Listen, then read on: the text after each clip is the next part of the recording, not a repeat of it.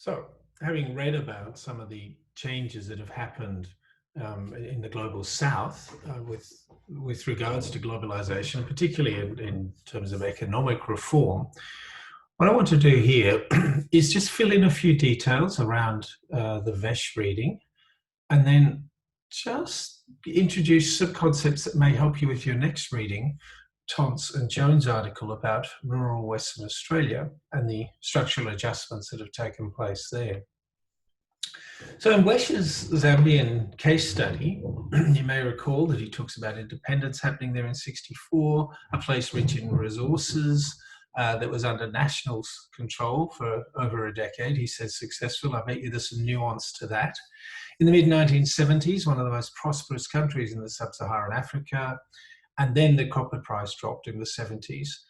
And there's an economic collapse, and as happened in many places at that time, the International Monetary Fund, the IMF, and the World Bank stepped in, supplying loans on conditions. And in fact, what Wesch talks about is every dollar they were receiving in aid from rich countries, they were spending $10 on loan interest now. So something was going horribly wrong in repaying back the debt to these banking organizations.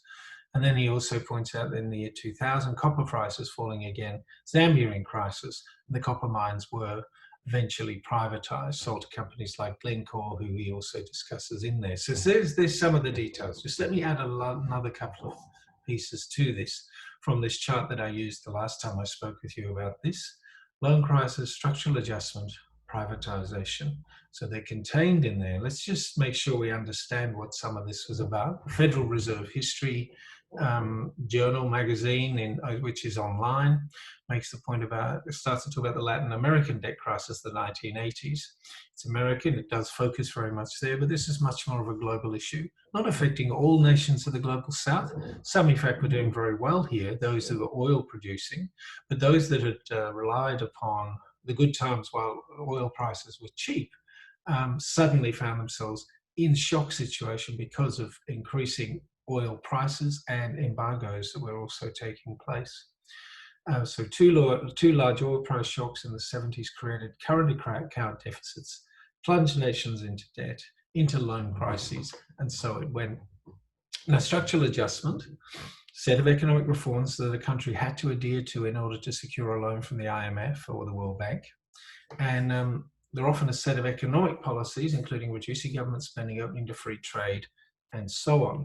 So the measures included things like devaluing currencies, cutting public sector employment subsidies, so in order to reduce budget deficits, privatizing state-owned enterprises and deregulating state-controlled industries. So denationalizing in many ways and opening up to markets and for private enterprise to be stepping in. So at the same time, as you'd expect, increasing investment by foreign business, easing the regulations associated with these businesses coming in behind the national borders, closing tax loopholes, improving domestic tax collection was another part often there. So they included a combination of which nations took on board according to their needs at the time. And just keep remembering that a Padurayan idea about these global ideas and ideals have to embed into a local political, socio-political structure. And so they never come out exactly as those who are those who carry the ideas hope for, the ideals of those sets of ideas. Now, it's pointed out in this article that I mentioned just a bit earlier, back in a couple of slides earlier from the Federal Reserve history, although this program averted an immediate crisis, the problem continued to fester because the people were then, the countries then found themselves unable to even to service the interest debt that was put upon them. So they had to do some adjustments to the structural adjustments.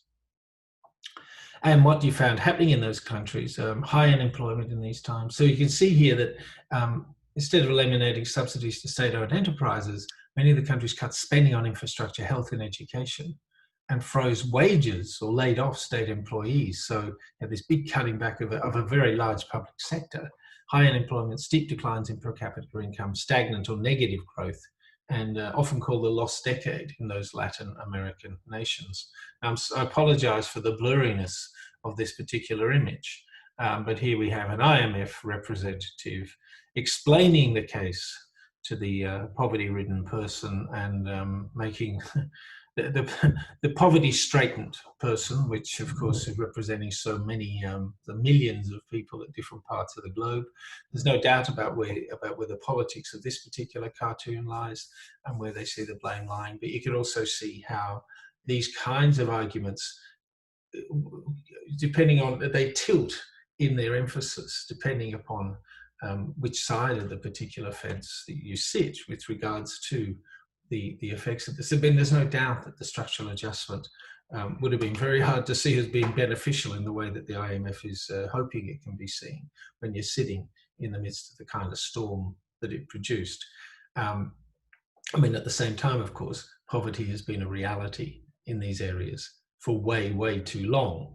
And part of what we're trying to do here is understand what's going on. The oil shock of the 1970s, just to return a little bit to that, it grew out of Arab blockades on fuel and taking prices up. And this was because the volatility of the Middle East, particularly in relation to Israel and some of the Arab states.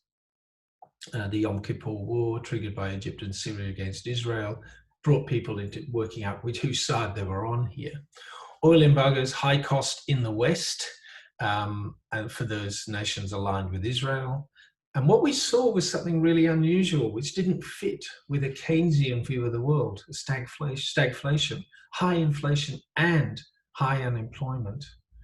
Sitting together, they're not supposed to go together, and it was an enormous crisis of supply in these places at the time.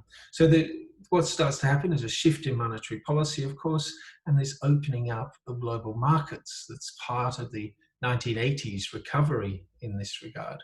If we look at Australia, in terms of tariffs, in 1968, look where it's sitting, around 35% of, this is the average effective rates of assistance to manufacturing through tariffs. So protecting industries behind the wall, any goods that compete with these have that kind of a tariff put upon them. So it makes them just about impossible at that rate for that to come in. So Australia sits where it does behind this tariff wall, and we can see this fairly steep decline over just less than 30 years. So that's actually quite a profound shift.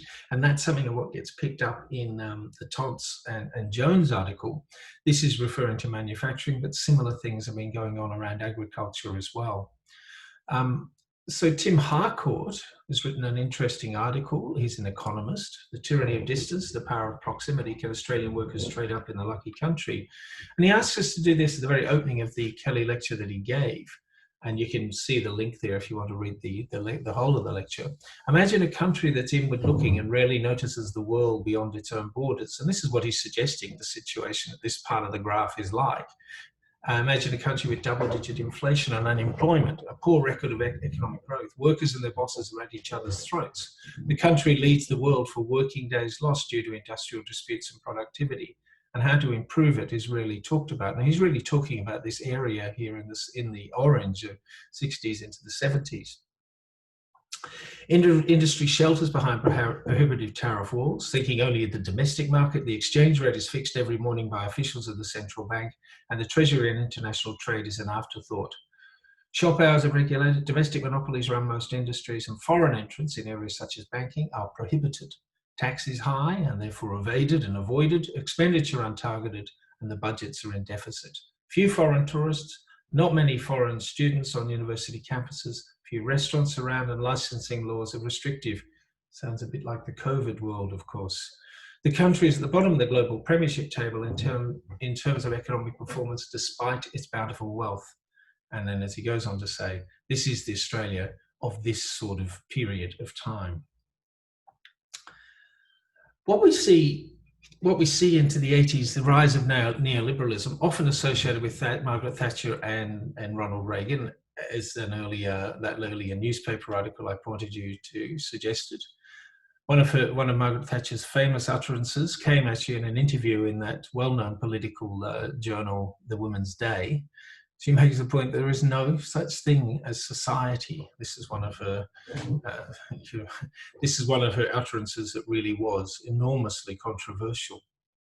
There are only individuals and families, is part of what she argued in this particular case. Now, interestingly, in Australia, it was a Labor government that really set in motion the kinds of restructuring, structural adjustments that were being asked in the global South. And Paul Keating, Treasurer at the time, often or sometimes referred to Australia as getting to be like a banana republic. And then it was kind of interesting because he talked also about the recession we had to have, which happened as a result of the kinds of restructuring taking place. And he suggested there'd be a J curve, and we would see over time that we would go into surplus and would be much better off as a consequence. Now, it actually turned out to be an accurate portrayal of what was going to happen, but it was a bit of a problem for any government when you're down in this sort of part of the cycle. So if we think of neoliberalism as a global ideal, it tends to emphasize the private over the public. Competition is very, very, very strong. I found this hard to find the opposite for this. It depends on how you see it, doesn't it? It would be collusion or cooperation, maybe a more positive way of seeing the opposite side. Individual contracts versus collective bargaining. And that's one of the differences in Australia. This is where it had to adapt into Australian conditions. And what the Labor government achieved was collective bargaining remained in place. So workers' rights were being protected at the same time. Decentralisation versus bureaucratic centres, local versus systemic, markets versus service, free markets versus regulation, tariffs, clients versus citizens. I know you can read this, but it's just worth sometimes hearing these things. Choice versus homogeneity or equity might be another way of thinking about that. I mean, this is a complicated beast, and we will come back to some of these ideas a bit later on. Self-help and autonomy versus welfare. So the welfare state is now in decline, apparently. I mean, the welfare state still exists, but again, its emphasis shifts. Nicholas Rose describes quite beautifully some of the changes taking place. He talks about what neoliberalism is reducing the size of the state, degovernmentalization, as he refers to it. I should also point out that he doesn't use the term neoliberalism. He talks about it being advanced liberalism. Creating markets governed by the rationalities of competition, accountability, and consumer demand. Governing not through society, but through the regulated choices of individual citizens and clients. I've written quite a bit about school choice and how that fits into this model. 30, 40 years ago, people were not choosing schools so much. Now they see it as a right, as something you have to do. And so that's an example of the kinds of ways in which liberalisation takes hold, and also gives us reason to think about the ways in which we become part of that system. We get socialised into it. So neoliberalism in Australia is a belief system that took some time to penetrate Australia. Collective bargaining gets built into the associated compromises in Australia. So that's a point worth emphasising. By the 1990s, Australia led the way in the privatisation of public enterprises. Who'd have thought it, given where Australia had been at 20 years previous? The creation of a shareholder democracy is also something worth contemplating, and we will a bit further down the track. Economic globalisation, described in it by Erickson, an anthropologist, in these terms: consumption mediated by money, the dominant medium of exchange, politics and economies integrated then into an abstract, anonymous, globally collected network of investments, exchange and migration. And for many individuals, it feels like they cannot affect the system decisively. What we get in these kind of economic arguments, and Erickson's certainly not defending it, he's pointing out that that's how it appears in many ways. We can fall into the trap of economic determinism, the sense that the economy determines all that goes on. All social action is mediated through this. Now, I think it would be a very foolish person to suggest that it's not mediated significantly through this. But how total is that? How totally does the material dominate the human action and human thought? Well, I presume you'd start to recognise that be many of us who'd resist that kind of totality, that kind of determinism. I just want to highlight one of my heroes, sociological heroes, Ulrich Beck. And he makes the point that when we think about the welfare state, what it did was created the conditions for its own demise. It helped people realize that they could achieve things, that they could become something other than they might have otherwise felt or seemed destined to be. So he talks about there the rise of individualism in the latter quarter of the 20th century, which he calls late or second modernity. I'm not going to go into details of that here. We won't touch, we'll touch on this issue rather than really get into it in any kind of depth. But one of the questions that arises in all of this that I think is productive is, how do we become neoliberal subjects? How do you and I become part of a system that that's shifted in the way it thinks about how society should be run? And then we become part of that. We absorb the ideas, the dominant ideas around us, and school choice becomes one of those ways in which I believe we can see that happening. Okay, so we've got articles coming around now as we start to think about, well, what's going to happen once the pandemic's under some sort of control. Poor countries facing a debt crisis unlike anything we have ever seen is one of the points being made here in the New York Times, a very recent article. And then referring now back to the article that I asked you to read prior to this particular, before listening to this, Morrison's response to Frydenberg's evoking of Thatcherism and Reaganism is just to pull him into line and say, well, it's not quite like that. And in fact, what he announces is the economic challenge was an Australian problem requiring a domestic solution. Now, he doesn't really say what that is. He does certainly say that supply is one of the issues. We can't just try and create a demand-driven system. But it's certainly small on details at the moment, which can have some advantages for us if we want to be playing in that field in any way. So the new normal in COVID times, how many times have you heard that expression, the new normal, and what's coming? Of course, it's always worth contemplating as we think about, well, if and when we return to these normal times, what will happen? What will we get to? And I just want to remind you of this from the article, one of the articles you read last week. The Kudos Organizational Dynamics Survey of 1,000 people found that 81% of respondents thought that the coronavirus pandemic will leave behind a society that has learned good lessons about being in it together and being kind, while 88% of those surveyed believe that this sense of community will either continue or grow post-lockdown. The article is not one you read, it's one I highlighted in the workshop of last week. What will happen? What is going to happen? Are we going to be able to live up to some of these hopes and dreams that many people seem to share? How might you or we be involved in creating an Australian solution, as Prime Minister Morrison has termed it?